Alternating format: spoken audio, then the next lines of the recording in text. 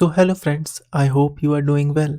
सो आज जिस विषय पे हम चर्चा करने वाले हैं वो आपके क्लास 9 के एनसीईआरटी बुक क्षितिज से लिया गया है। सो पाठ का नाम है लहासा की ओर, जिसके रचनाकार है राहुल संकृत्यायन जी।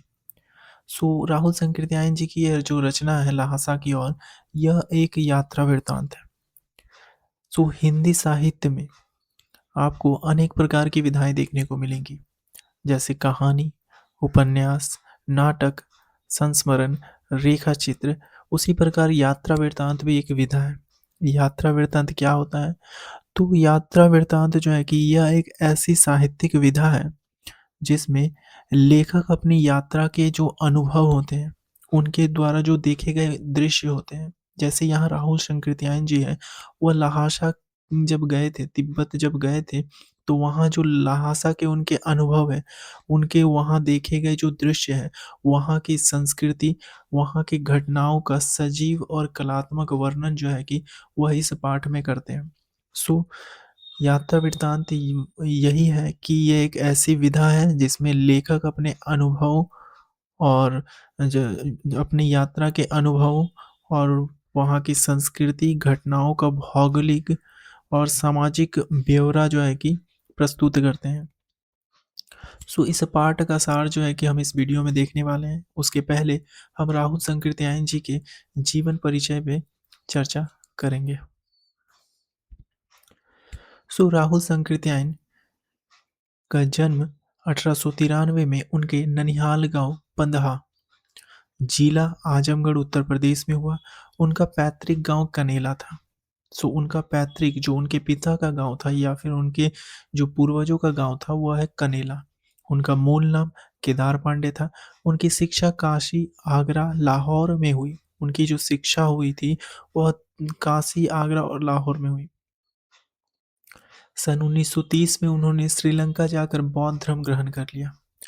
सो जैसा कि मैंने बताया कि यह जो रचना है जो आप लहासा की ओर पढ़ रहे हैं, यह उनकी 1929 और 30 के बीच जो तिब्बत की यात्रा है उसी के दौरान ये रचना लिखी गई थी।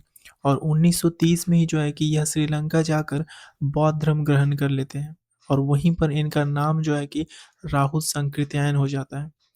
राहुल जी पाली, प्राकृत, अपभ्रंश, तिब्बती, चीनी, जापानी, रूसी सहित अनेक भाषाओं के जानकार थे और इन्हें महापंडित की उपाधि दी गई थी, क्योंकि यह कई भाषाओं के जानकार थे और इसीलिए जो है कि इन्हें महापंडित कहा जाता है। सन 1963 में उनका देहांत हो गया। यदि इनकी प्रमुख रचनाओं को देखें तो राहुल संकृत्यायन ने उपन्यास, कहानी, आत्मकथा, यात्रावृत्त, जीवनी, आलोचना, शोध आदि अनेक विधाओं में साहित्य सृजन किया है। इतना ही नहीं, उन्होंने अनेक ग्रंथों का हिंदी में अनुवाद भी किया है। मेरी जीवन यात्रा जो इनकी एक यात्रा वृत्तांत है वो 6 भागों में है। उसके अतिरिक्त दर्शन दिग्दर्शन, 22वीं सदी, वोल्गा से गंगा, भागो नहीं दुनिया को बदलो, दिमागी गुलामी, घुमक्कड़ शास्त्र उनकी प्रमुख कृतियां हैं। साहित्य के अलावा अगर इन सब रचनाओं के अलावा हम देखें तो दर्शन, राजनीति, धर्म, इतिहास, विज्ञान आदि विभिन्न विषयों पर राहुल जी द्वारा रचित पुस्तकों की संख्या लगभग 150 के करीब आपको मिलने वाली है। मतलब इनके जो मूल विषय हैं उसके अतिरिक्त भी इन्होंने राजनीति, धर्म, इतिहास में इन विषयों पर भी जो है कि लगभग इनकी 150 के करीब पुस्तकें आपको मिलेंगी। राहुल जी ने बहुत सी लुप्त प्राय सामग्री का उद्धार कर अत्यंत महत्वपूर्ण कार्य किया। जो सामग्री साहित्य में जो है कि कुछ सामग्री जो है कि हमें दिखाई नहीं देती है, तो उन सामग्रियों को भी ढूँढ कर जो है कि राहुल संकृत्यायन साहित्य के माध्यम से हमारे सामने प्रस्तुत करते हैं।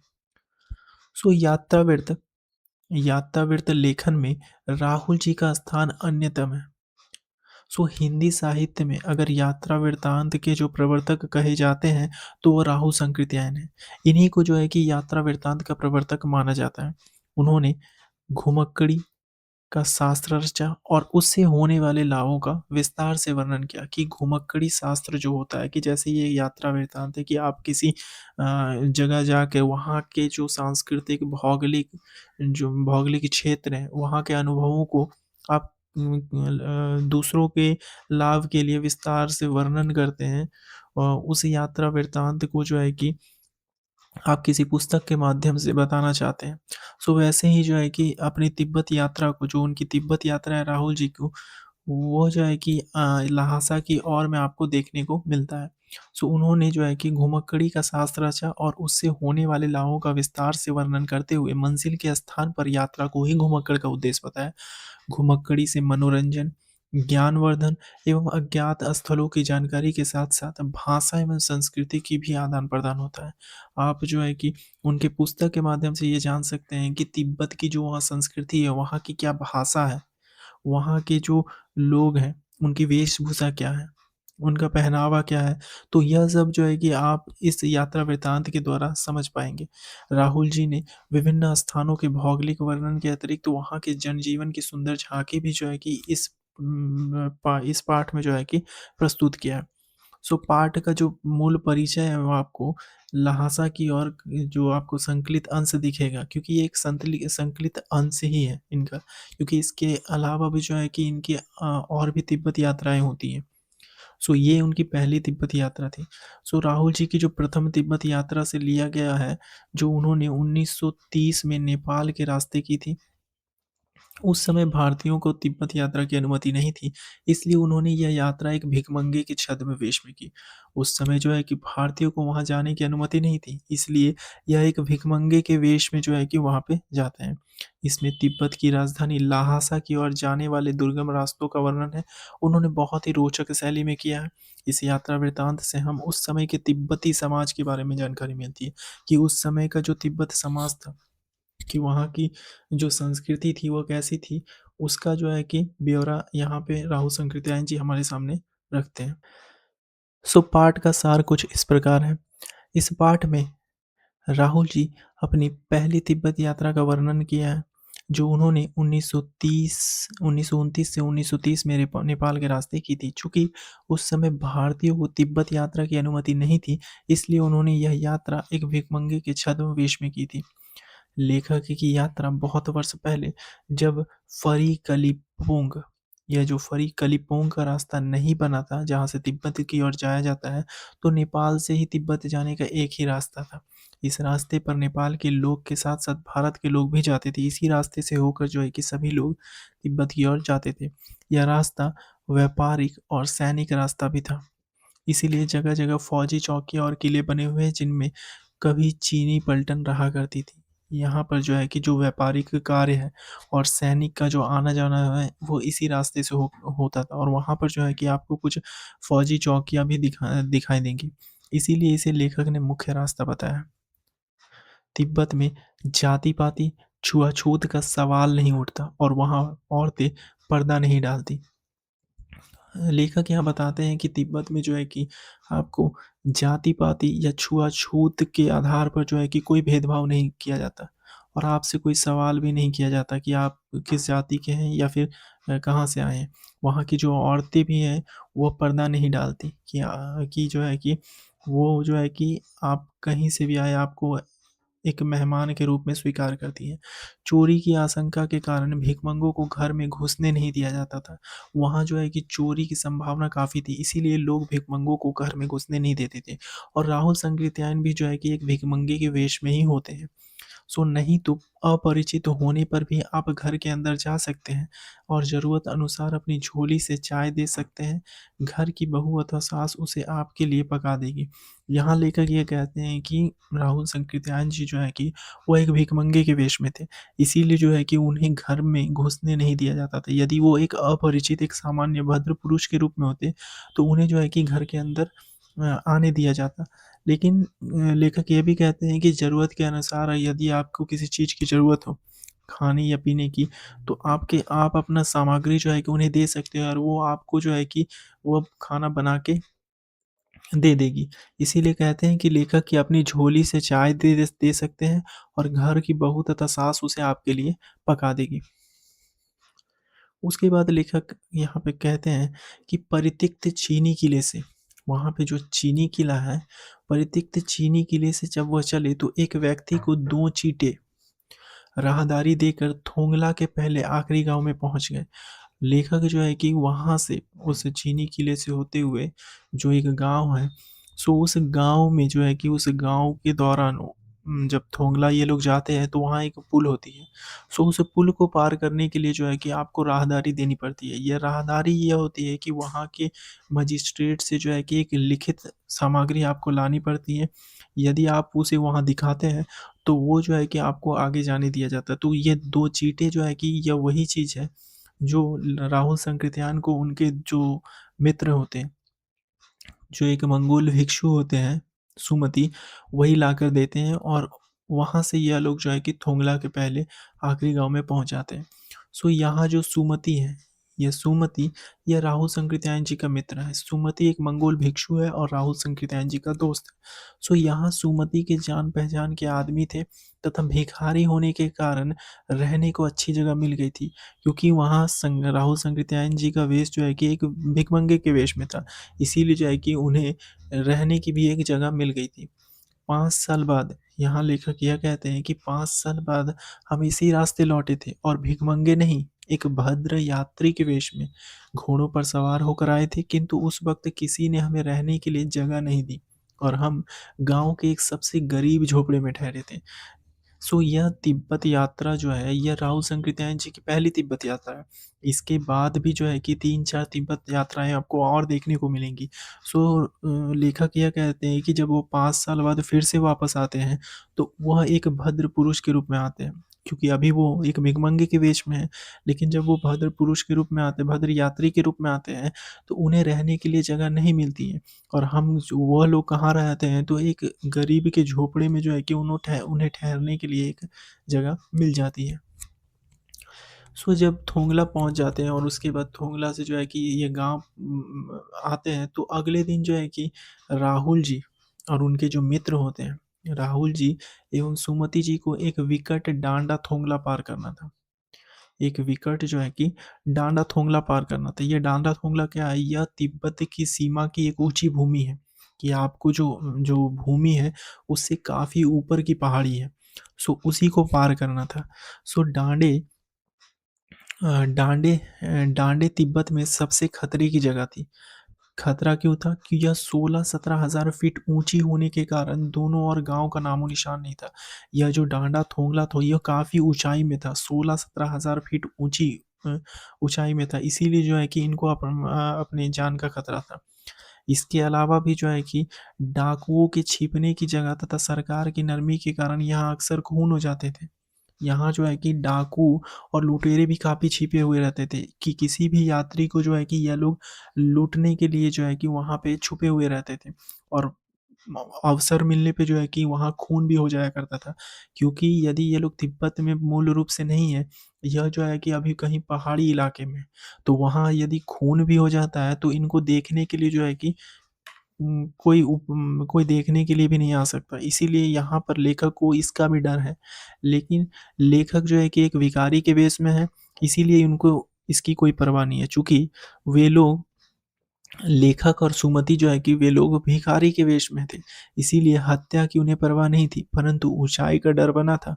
मैंने सुमति से कहा कि यहाँ से लंकोड़ तक के लिए 2 घोड़े कर लो, सामान भी रख लेंगे और चढ़ लेंगे।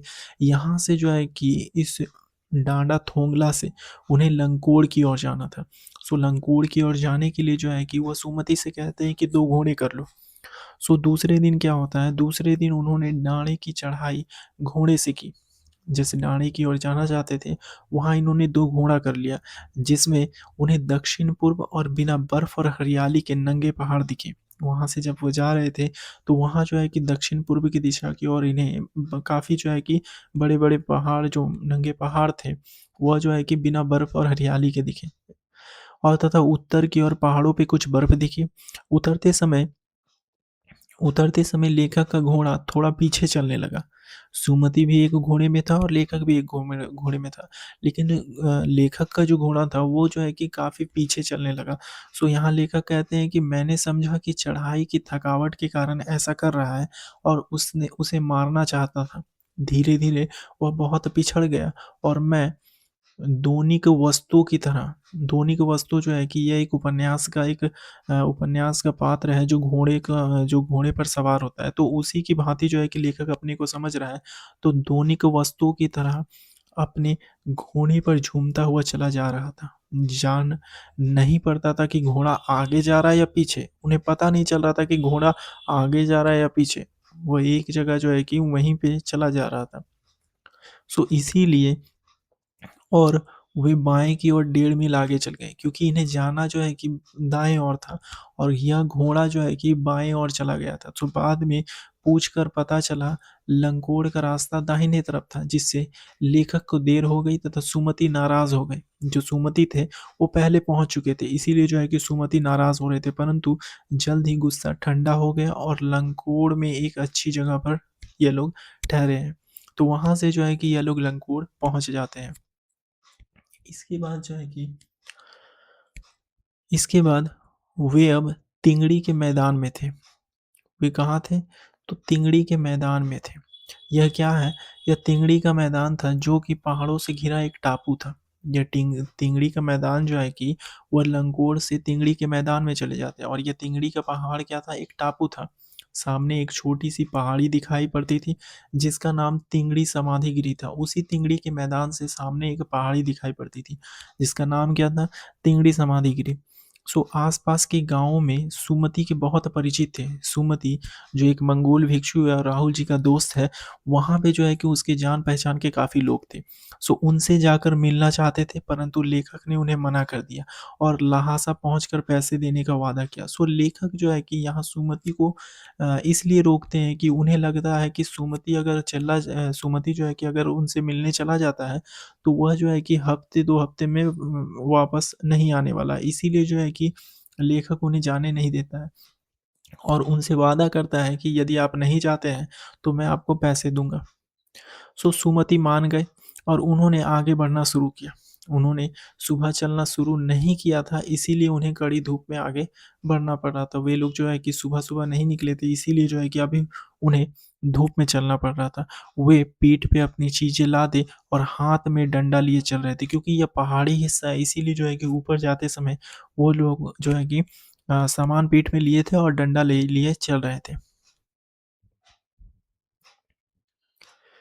सुमति एक और यजमान से मिलना चाहते थे, क्योंकि सुमति जो है कि उस इलाके से परिचित था। इसीलिए सुमति जो है कि अपने और एक मित्र जो यजमान थे वहाँ, उनसे मिलना चाहते थे। इसीलिए जो है कि उन्होंने बहाना कर सेकर विहार की ओर चलने को कहा, क्योंकि ये सेकर विहार जो है कि उसी उसी गाँव की तरफ जाने को कह रहे हैं, जहाँ इनके दोस्त रहते थे। तो बहाना करके यह राहुल जी को भी उसी तरफ ले जाते हैं। सो तिब्बत की ज़मीन छोटे-बड़े जागीरदारों के हाथों में बटी थी। इन जागीरों का बड़ा हिस्सा मठों के हाथों में है। अपनी-अपनी जागीर में हर जागीरदार कुछ खेती खुद भी करता है, जिसके लिए मज़दूर उन्हें बेगार में मिल जाते हैं।